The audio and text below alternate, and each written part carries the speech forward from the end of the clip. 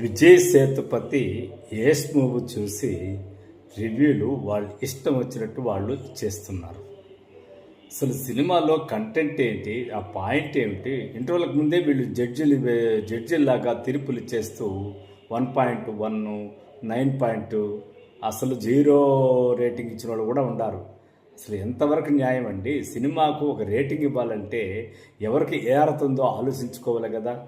Cinema నిర్మాణానికి సంబంధించి ఒక వాల్యూస్ గురించి, ఆ మ్యూజిక్ గురించి, ఆ బ్యాక్గ్రౌండ్ గురించి, ఆ నటన గురించి, ఆ 24 క్రాఫ్ట్స్ మీద కొద్దో గొప్ప అవగాహన ఉంటే రివ్యూ ఇవ్వాలి. లేదా కథ మీద ఒక సంపూర్ణమైనటువంటి అవగాహన, ఒక ఫీల్డ్, సామాజిక నేపథ్యాన్ని తెలుసుకోగలిగిన సత్తా ఉంటే రివ్యూ ఇవ్వాలి.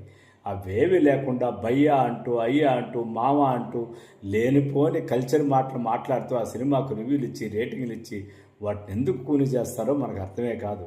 అయినా సోషల్ మీడియా వచ్చిన తర్వాత ఎవరు కంట్రోల్ చేయలేరు.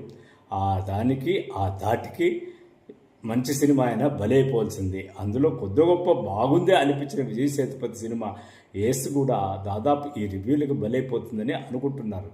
కానీ సినిమాలో కంటెంట్ ఉంటే ఈరోజు కాకపోతే రేపైనా అది మంచి టాక్తోనే నడుస్తుంది.